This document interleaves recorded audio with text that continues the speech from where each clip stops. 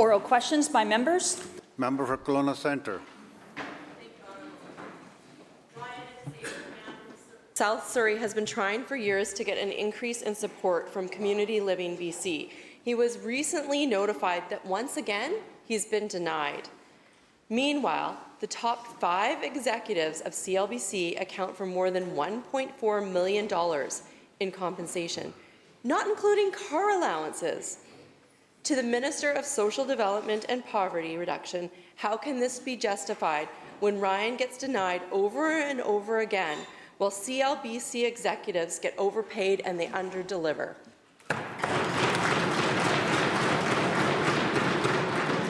Minister of Social Development. Thank you, Mr. Speaker. The work that was directed by self-advocates and adults with developmental disabilities to create a Crown Corporation called Community Living BC at the time of deinstitutionalization has been an important movement in British Columbia, and I'm grateful that after we amended the legislation last year that we continue to have board members on CLBC that direct the operations. We have families and people with lived experience part of the governance structure.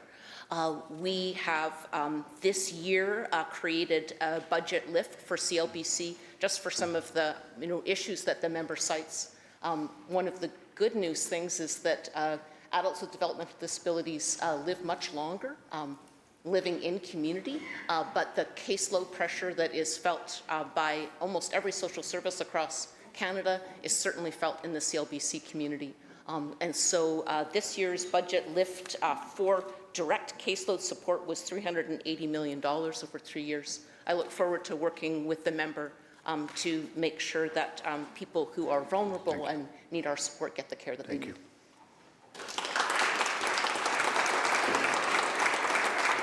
Member has supplemental. Clearly, the minister either doesn't understand the hardship or refuses to be held to account regarding Community Living BC executives. When members in government proudly mention wage increases, they fail to highlight who stands to benefit and who ultimately pays the price. It is our most vulnerable people.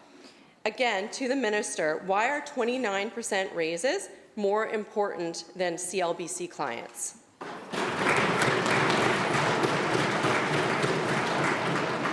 Minister. Thank you, Mr. Speaker.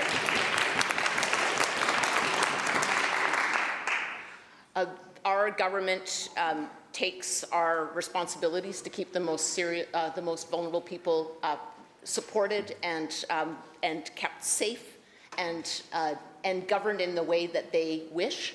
The CLBC executive compensation is something that's directed by the board and is a fraction of the 97% of the budget that goes directly to people who seek care.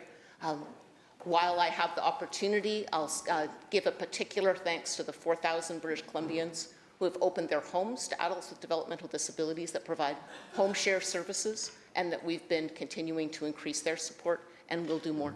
Thank you. Member for Abbotsford Mission.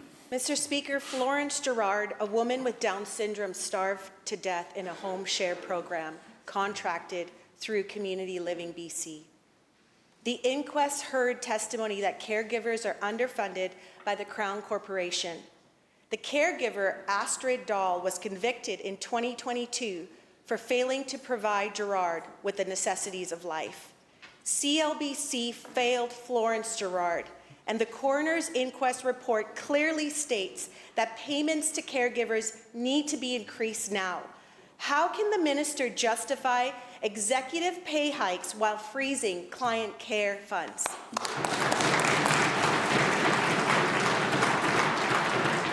Minister of Social Development and Poverty Reduction. Thank you, Mr. Speaker. What happened to Florence Gerard should never have happened. It was a tragedy. That the person responsible for her care was criminally convicted was very important. In the 7 years since her death, Community Living BC has substantially increased monitoring and oversight. We are grateful for the recommendations of the coroner's inquest and the civilians who sat on the coroner's inquest, who investigated what was the supports that were in place in 2018, at the time that Florence Gerard was tragically lost her life in the place that she should have been safe. And I will continue to press Community Living BC to continue to take advice of the coroner's inquest, of the Auditor General, and the voices that we hear from families and people with lived experience to make sure that CLBC always keeps its deep responsibility for safety every day. Thank you. Abbotsford Mission supplemental. Speaker, thank you. What has substantially increased is executive compensation. CLBC failed Florence Gerard. When she died, she only weighed 50 pounds.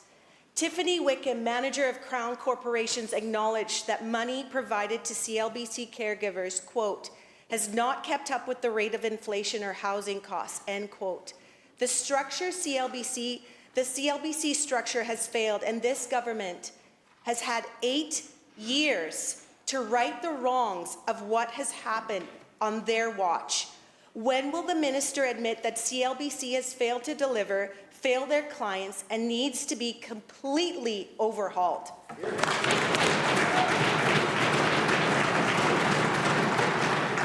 Minister.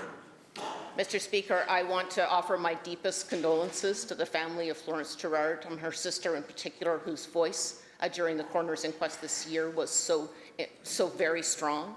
It's our highest responsibility to keep people safe. CLBC and their service providers have clear policies and protocols in place, and it's my expectation that they are followed. Since Florence Gerard's death in 2018, CLBC has made significant changes to strengthen accountability and safety. Agencies now are required to conduct home visits every 3 months. Clients must have health care planning and doctor visits once a year. There's improved monitoring and oversight systems, along with hiring more staff to monitor outcomes and concerns, and significantly improve training standards and policies for home share providers, including better critical incident tracking. Those are all changes made since Florence's death in 2018, and we will continue to hold CLBC accountable to strengthen their system of safety so that we learn from the tragic death of Florence Gerard. Leader of the third party. Leader of the third party. Thank you, Honourable Speaker. In our province and worldwide, the tragedy of social and economic inequality persists, depriving people of hope and opportunity. The gap between rich and poor increased substantially during the early years of COVID and has not eased. In Canada, the poorest 40% of households hold less than 3% of the total wealth. People living paycheck to paycheck continue to struggle with the high and rising cost of living. Mr. Speaker, it's easy to denounce taxes during periods of economic uncertainty, but most low and middle income families have been receiving a reliable source of funds through the carbon tax rebate for years, more than they ever paid in tax. This government says it plans to end the consumer carbon tax and therefore the rebate. So through you, Honourable Speaker, to the Minister of Finance, what is their plan to replace it? Minister of Finance.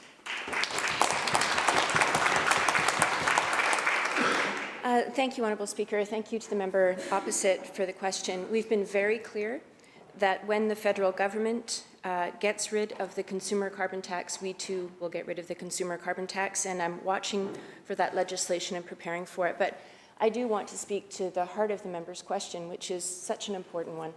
We know that people in British Columbia are struggling with affordability, and we've taken many measures and will continue to take measures to support British Columbians. But let me highlight one. It's so important that we continue with our housing plan.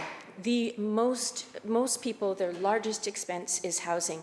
And I want to share with the member opposite, there was some good news recently. A McGill study showed that some of the actions that we've been taking are having effect. Rents have come down 5.7%, Honourable Speaker.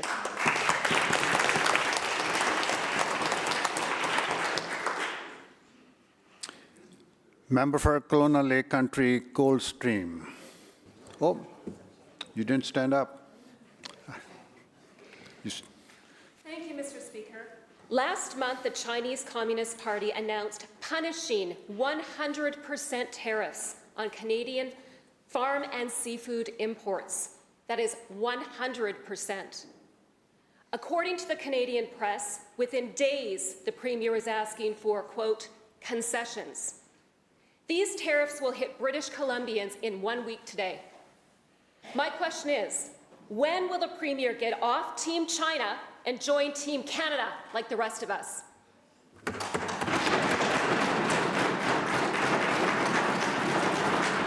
Minister of Housing. Thank you, Honourable Speaker. And I just have to say that question is absurd. That question is absurd. This side of this House certainly has been advocating for Team Canada since day one.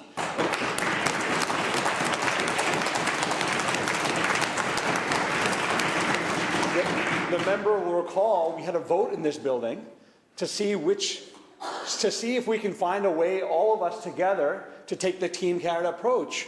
But some members of this House decided to vote with the U.S., with the Trump administration, Honourable Speaker.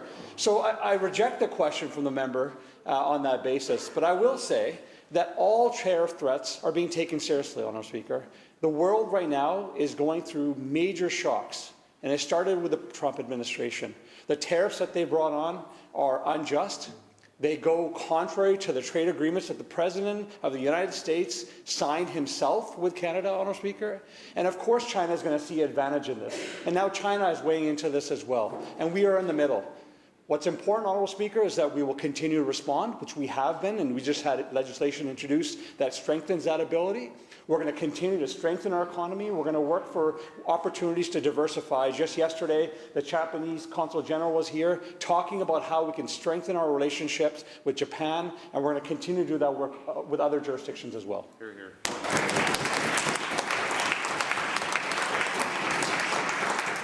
Member supplemental. So here we go on the Trump train again. Anyone else tired of hearing that name in this House? The Premier took U.S. liquor off the shelf, but for some reason has not touched all the tea in China. Mr. Speaker, will the Premier stop capitulating to the communists and remove CCP from the shelves as well? Minister.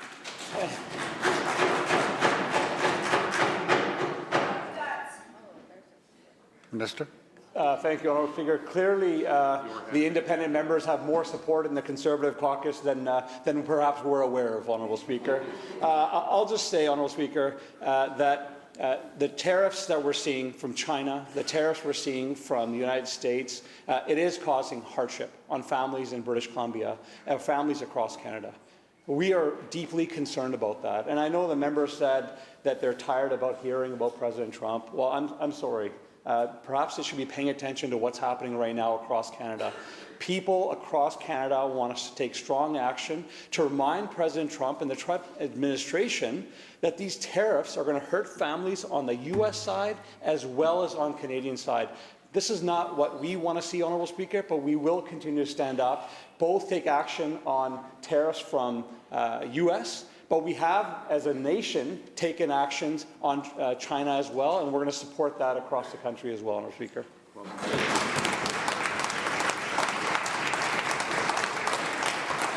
Member for Skeena. Thank you, Mr. Speaker. Last weekend, I walked around Pandora Street for a few hours, and I actually spoke to the people there that want to get clean, that want a chance at a better life. I didn't see hope. I saw people who feel ignored, abandoned, and betrayed. I'd gladly take the Premier or any of his ministers to speak to the very people he claims to support. Giving them time and attention is not a media opportunity. And to the Minister of Housing, poke fun at my efforts all you want. This is not about me. This continues to be about the vulnerable people that we all swore to serve. If the Premier truly believes that his approach is working, I invite him to step outside his office without security and come meet the people that he claims to be helping. So my question is to the Premier, will he take me up on my offer?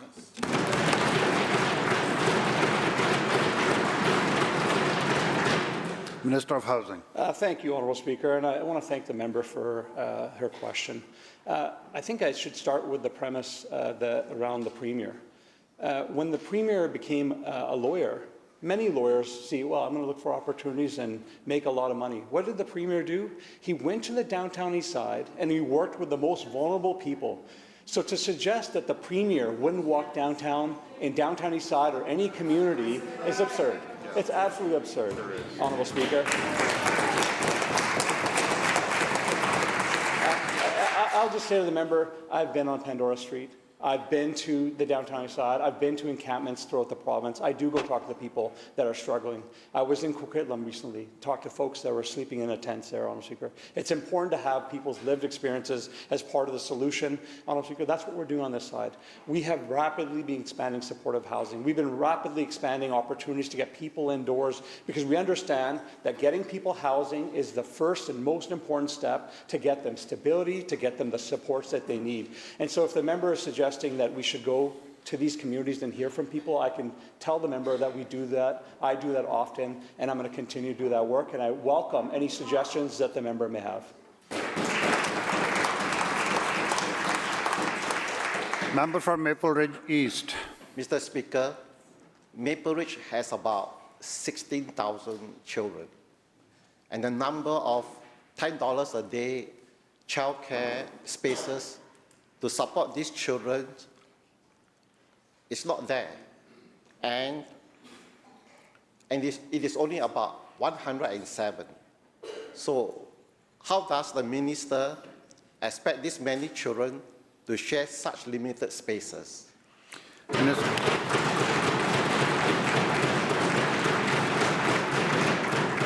Minister of Education. Honourable Speaker. And I want to thank the member for the question. It's so important as we share a community to continue advocating for childcare for kids all across the province. We here in our government have expanded over 40,000 spaces, funded spaces here in British Columbia. That includes not-for-profit, for-profit, before and after school, and $10 a day. We are continuing to increase our $10 a day spaces.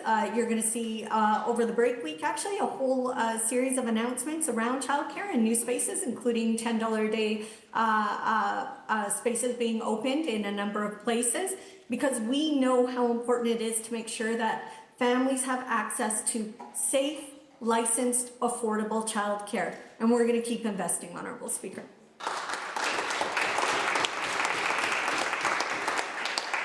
Member for Kamloops North Thompson. Thank you, Mr. Speaker. On Sunday at 2 a.m., all of us lost an hour of sleep due to the daylight savings time. 93% of British Columbians don't want to continue with this practice, yet this Premier wants to wait for the U.S. before we make a decision about BC for BC. So, Mr. Speaker, how can the Premier claim he is elbows up against becoming the 51st state while allowing the U.S. to dictate how we set our clocks?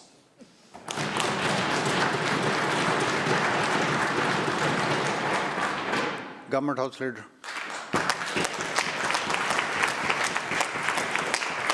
Thank you, Honourable Speaker. Well, I'll say this. There's no question on this side of the House who has their elbows up on being the 51st state, Honourable Speaker. It's this side of the House, because every time the question comes up, there are always those on that side that want to side with the U.S. and Trump. Member for Kootenay Rockies. I don't think he answered that question, but I'm going to go to mine. Mr. Speaker, with soaring wait times in Cranbrook and Kimberley, it's clearer now than ever that healthcare professionals need access to the provincial rural retention incentive. We've canvassed this issue in this House before, but we've got non-answers from this Minister of Health. Let's try this again. See if we can get a straight answer for once. Why won't this minister allow the provincial rural retention incentive to apply to healthcare professionals who work in Cranbrook and Kimberley? And will she reconsider, yes or no? Today.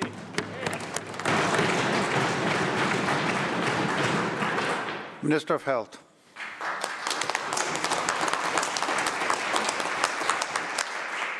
Thank you so much, Honourable Speaker, and thank you to the member for the question and for speaking up for rural communities. Because, Mr. Speaker, rural communities have suffered more with gaps in their healthcare system, and that's why our government is doing so much work to help address those gaps. Mr. Speaker, we need to strengthen healthcare services across British Columbia. But in rural communities where physician shortages, nursing shortages have led to closures temporarily of emergency rooms, we're seeing how that's impacting those communities. Mr. Speaker, that's why we're taking steps through programs like the Provincial Rural Retention Incentive, like signing bonuses, to ensure that we're doing everything that we can to attract people to come and live in these incredible communities. The members canvassed this question before, and as I've said before, this program is here to incentivize people to move to great places in British Columbia. It is constantly under review, and we are monitoring. There are a set of criteria that are used to determine which communities are. I welcome further conversation with the member. Thank you. Member for Prince George Valemount. In 2024 was devastating. The fire significantly impacted businesses in the resort municipality of Valemount. Valemount now knows that 70% of the businesses will close if they do not receive immediate support.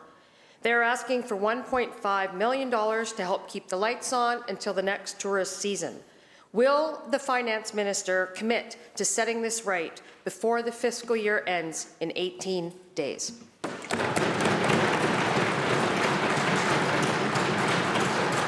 Minister of Emergency Management.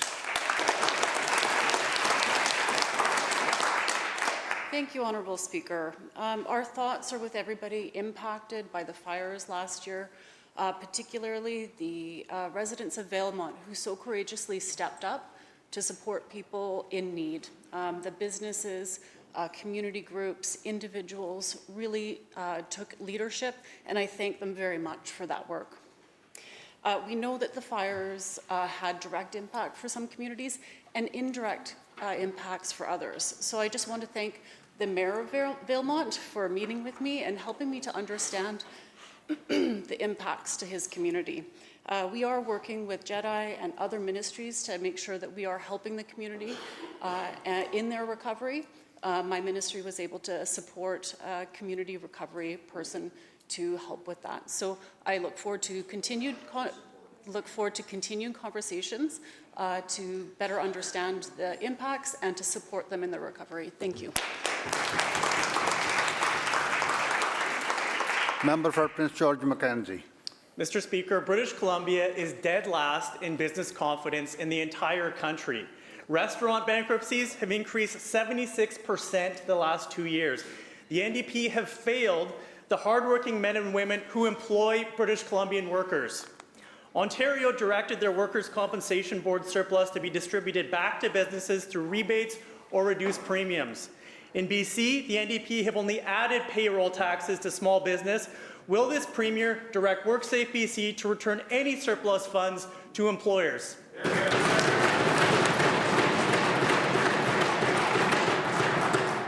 Minister of Labour. Thank you very much, Honourable Speaker, and thank you to the member for the question. I have to say, though, that the premise of the member's question is quite wrong. There is no such thing really as a surplus in the accident fund. The accident fund is in place in order to ensure that there are funds there to protect workers and to provide for the claims and such and supports that workers need when they're injured at work. I want to say, to be clear about this, WorkSafe premiums are lower now than they were in 2014 and have been kept flat under our government. Now, we know that because of global inflation costs for businesses right now, that there are challenges, and we know that Trump's tariff threats are certainly adding additional stress. But we will continue to keep premiums stable so that businesses can afford them and so WorkSafe can continue their obligation to keep workers safe.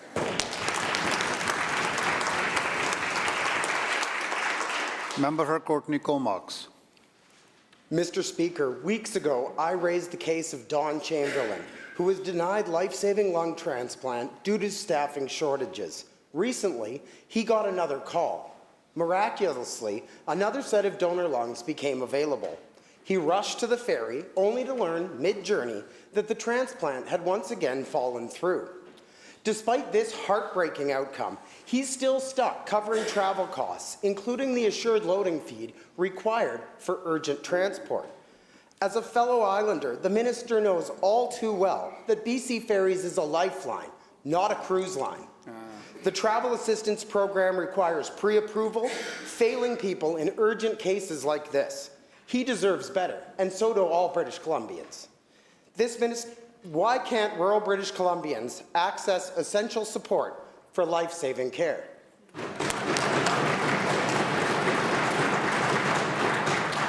Minister of Health. Thank you so much, Honourable Speaker, and thank you to the member for the question. And I think everyone in this House is sorry to hear that for a second time, this man who is waiting for life-saving treatment has had delays in that care. Mr. Speaker, nothing is more important than getting care for men like Don Chamberlain, and we are going to continue to do everything we can to support him and all the people like him who are waiting for these life-saving surgeries. Mr. Speaker, that's why we've put so much work into attracting specialists, into filling gaps, into increasing training seats, for example, for the perfusionists, the people, as the member knows, who are vital parts of the surgery teams to ensure that operations like this can take place. Mr. Speaker, when it comes to supporting people living in rural communities, I understand. Being a member of a rural community myself and knowing what people go through in terms of the costs and the time that it takes to travel, that's why we're continuing to invest in the travel assistance program, ensuring that people can get that extra help and the lift that they need.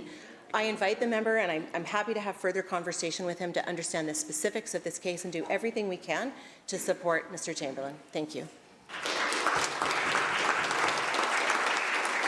Member for Langley Willowbrook. Thank you, Mr. Speaker.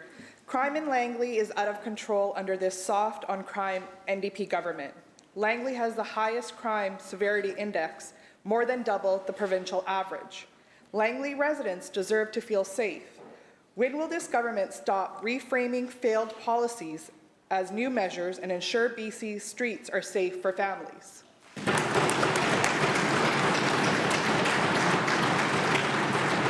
Minister of Public Safety.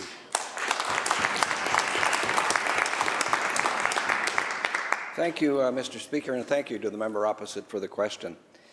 Every British Columbian deserves to feel safe in this province. That's one of our core commitments. That's why we're not only acting to strengthen policing, but also to rebuild the critical services that are required to help offenders beat the system. When they were in office, when you were in office, you cut funding for crime prevention and victim services. You dismantled the prolific offender program, and that resulted in the reoffending rate going up by 40% over 1 year. Our government is reversing that damage. We're making record investments in mental health to break the cycle of crime, including funding for intervention programs and frontline community supports. Mr. Speaker, we know there's more to do, but we're taking action, building safer communities, strengthening prevention, and ensuring British Columbians feel safe in their communities. Thank you. City Cloverdale. Thank you, Mr. Speaker. Yesterday, the Health Minister updated the government's plan for involuntary treatment. And it turns out that despite campaign promises, the NDP will not provide involuntary care that includes long-term addictions treatment. Mr. Speaker, we've heard from families whose children are dying. 13-year-olds dying in tents, multiple overdoses, people in this province getting acquired brain injuries because of their long-term drug use and multiple overdoses. So my question through you, Mr. Speaker, is why? Why did the government turn its back on its promise to desperate families to provide involuntary addictions treatment?